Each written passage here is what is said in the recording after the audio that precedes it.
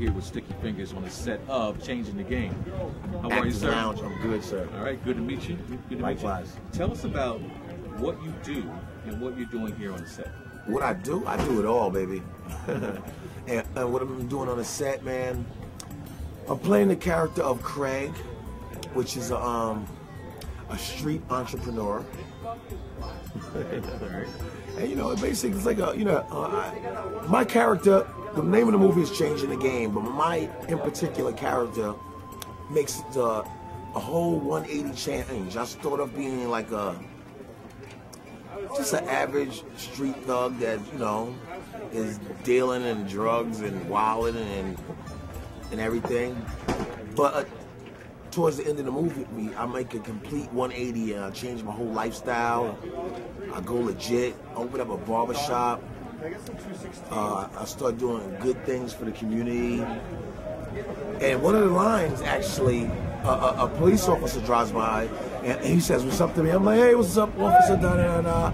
And I say to Daryl, I'm like, you know, like, who would ever thought I would be friends with the police? Right. Because my earlier life, I'm just like, you know, police are my enemy. Right.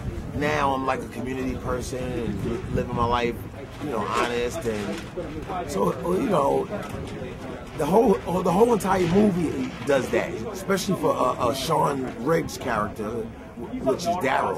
You know. What attracted you to this role? The dialogue, the writing. Okay.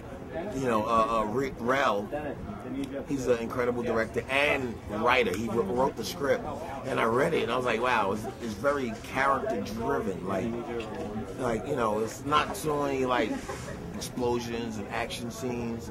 It's more about the characters and the dialogue they're delivering, and that's what attracted me to the script. Now let's get into a little bit more about your character. Now you said your character is a street guy that turns his life around. Correct. Okay, now how does that happen without divulging any really secret you know, lines? He goes through some bad experiences. One of his good friends is murdered in an explosion, you know, and a lot of his other friends turned against him. I'm one of the only guys that stayed true to him, and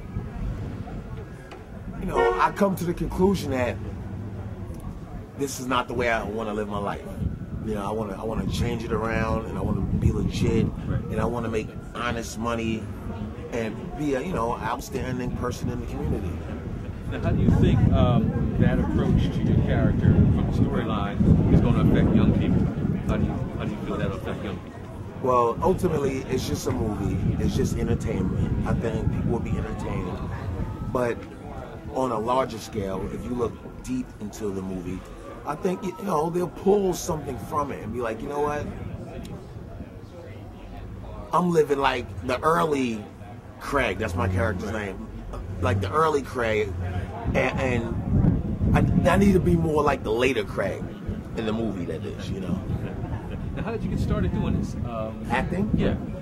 Man, I went on an open call audition for a Spike Lee movie called Clockers, and I got the part. And I just kept doing it from there, you know. Spike saw something in me, he gave me the part. It was a lead part in his movie called Clockers. I played the role of Scientific, and it just like started from there. Spike Lee called me a thespian, and when he first called me that word, and he looked at him like, what? yeah, because listen, I'm a big reader. I read every book, dictionary, everything. And when he called me a thespian, I'm like, he called me a lesbian? What the hell he said? I didn't even know what the word meant. Right. So, you know, I memorized the word, and later that night, I got home and I went to my dictionary. I'm like, what is a thespian? And a thespian is an incredible word. Yeah. And it's an honor. It's an honor. And coming from Spike Lee, it's a huge honor. So I was like, wow, you just called me a thespian. I have to live up to that, you know? Yeah. Well, being a thespian, what is it that you like about doing it? What is it you like about acting? What does it pull out of you? What does it make you do? You know, it's like an imaginary life, man. Like, you get to live other people's words to the fullest, and you get to express yourself in different means of, you know, This is like, for instance, acting. This character I'm playing is not who I am. So I get to live vicariously through another person's life. Through, in this example, Rel's writing. You know what I'm saying? Living through other people's writings. Number one, do you think the writing is correct? Do you think it is a representation, a true representation of the urban life? As the actors, we have to come in and put our own spin on it and our own outlook on it, our own personality through those words. Okay. You know, you might make some changes as well, take some stuff away, add some stuff, but you're channeling it. Right. You personally, how much do you put into yourself, into a role? Robert De Niro is the same exact character in every movie. So, therefore, I'm the same exact character in every movie, but with different circumstances. You know what I'm saying? Like, I'm going to be myself, but in different circumstances. Like, for instance, I did the TV show Over There, where I was a soldier in the Iraq War and everything. I'm still Sticky Fingaz. I'm still myself. What if Sticky Fingaz never was in Onyx and he went to Iraq and he was a soldier? Yeah. That's how I played. Right. What if Sticky Fingaz never was in Onyx and he was in Philly as a street hustler? Right. That's how I played myself, but in different circumstances. And that's good because it gives you, you as an actor recognition. Sticky Fingaz is going to be in Changing the Game. I know this guy. I know how he is. I know how he is. And do you ever think that to do something to act without being Sticky Fingaz, has that ever crossed your mind? Like to be totally out of your character, totally somebody that you never thought you would be? Well, I'm always out of my character, but I can only be myself. Right. So therefore, I put myself in different scenarios and different situations. You know what I mean? Now, there might come a time when I do a role that Sticky Fingaz could never do, and I'd have to be a whole nother person. What words of advice would you give to young people who want to go into music and also want to be an actor? What would you, Sticky Fingaz, tell them? Words of advice I would give to anybody, young or that wants to get into music or acting is, or anything for that matter, whatever you do it wholly and completely. And if you find a job that you would do for free or that you would lose sleep over, that's the job you want to do. Because you'll be so satisfied in it that it doesn't even feel like work. Like this doesn't feel like work to me. Even though it is, like, I'm up early. I wish I could have slept for like 3, 4, 5 more hours. But I love it so much that I would lose sleep over it. I would do it for free. It all started, from the love of it, Yeah. What do you think of Philadelphia? I've been here for, 3, 4 days. And it's nothing but love. I go to TGI Fridays. It's like I can count the amount of white people that's in there. It's like 3 that work there, And the customers is like maybe 4. But I could only, it's mad love from everybody. And, I'm from the hood. I'm from the ghetto. So to get love and respect from the ghetto and the hood, it's an honor because a lot of people don't. A lot of people in the ghetto's like, get out of here. The ghetto is real. If you're not like accepted, then they're gonna let you know. And I get mad love and it's appreciated, and I give it back too. So it's a full circle. Mr. Sticky Fingaz on the set of Changing the Game. It's a pleasure having you on the show. Good luck to you. Break a leg with this. No. I need my legs. I never be breaking no legs. Unless it's somebody else's leg. You heard? 100 man Sticky Fingaz. Look out for the movie A Day in the Life. First ever hip hop musical on the planet. Awesome. Thank you so much. We'll be right back.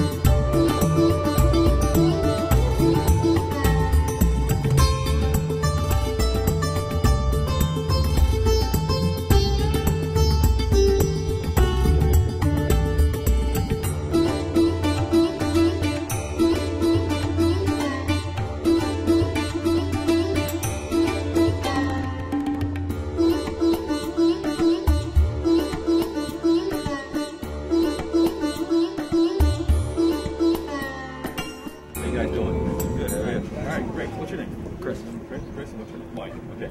Chris, what do you do? I'm a second AD as well as set meeting. Okay. Now, what does a second AD do? Just keeping everybody organized, keep things moving, sit on some departments and take them home. Okay. And how long have you been doing this? Well, this is actually the first feature that I've done second AD. I usually do most of the grip and electric work. Yeah, Tony presented some. What do you do? I'm the second assistant director, and I do the call sheet, and I'm a PA, and I cast the extras. All the extras. Yeah, it's pretty exciting. Now, how did you guys get involved with independent film and film in general?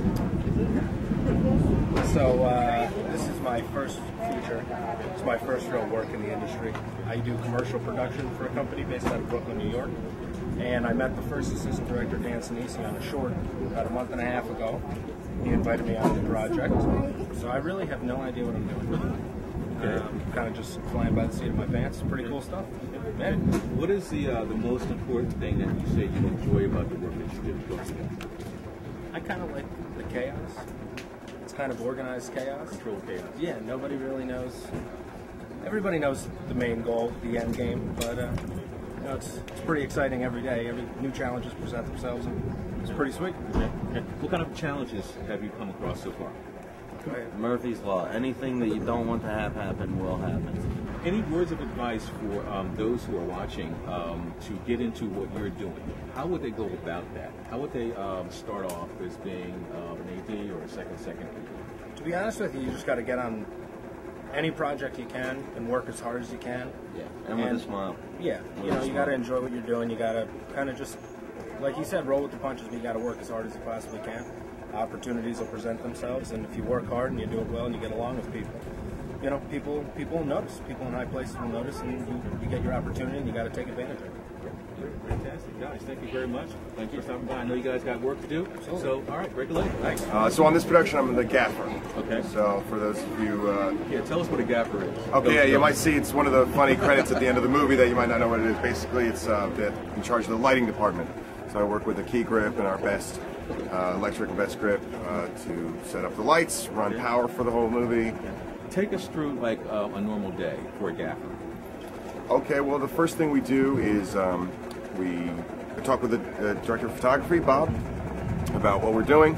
You know, whether it's day, it's night, what the mood of the scene is, how many people are in it, where we're shooting. And then we run power for that. We unload all our equipment. You know, we light it. And, you know, generally, I spend most of the it's the kind of job where most of our work happens before the camera starts rolling. So we have a lot of work to do when we get there, and then once the camera starts rolling, it's really about just paying attention. Yeah. More like once the cameras are rolling, it's like troubleshooting. Do you like keep your eye on stuff pretty much? Yeah, and just making sure everything's you know, maintains the good look. Now, how did you become a gaffer? How did you get started doing it? I guess in film school, I had a really great teacher who basically was able to describe how when the layman watches a movie and they say, wow, that looks really good, how much of that has to do with the lighting. So I think you're very interested in lighting specifically, and it's cool. You know, there's a lot of different departments on set, and they're all very important. But to me, the grip and electric department is almost like the most blue collar department, you know, carrying a lot of stuff. Yeah. Now, is that what you enjoy to do, or do you inspire to do something else? Or do you want to stay like within the gaffer area, or do you want to move on to something else? Well, as a freelancer, generally I do gaffing, but also I'm a partner in a production company, so I also do producing like other kinds of jobs and some directing and stuff as well. Fantastic. Now, words of advice for those who want to follow in your footsteps and do what you do. What should they do? How should they go about being a gaffer, doing producing work? What should they do? A couple things. First of all, get on as many sets as possible. Just, I know it's starting out, you're doing a lot of stuff for free or for paid, whatever it is, just get on as many sets as possible so you can see how other people do things, so you know what to do and what not to do. And the other thing I would say is a lot of young, you know, aspiring filmmakers, they want to do everything, or they just want to direct, whatever. and it's, you know, that's something. But there's a way to make a living making movies, and it's about really focusing on one aspect of them.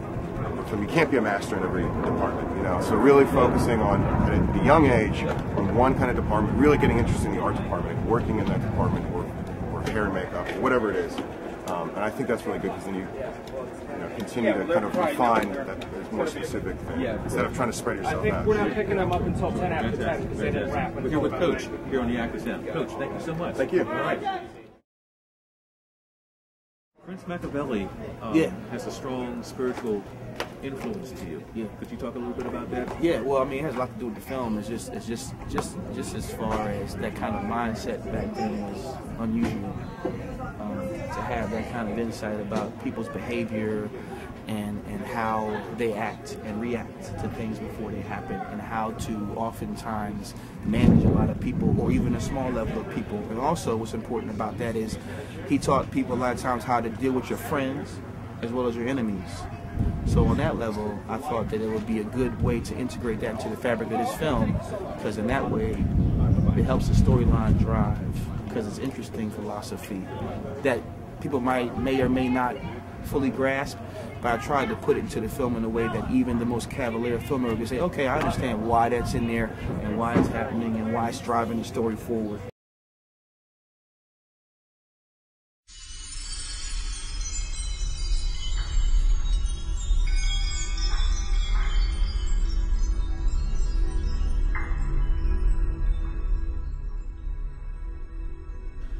One of the things about filmmaking and directing that you should always remember is that you're always going to be working with different types of people.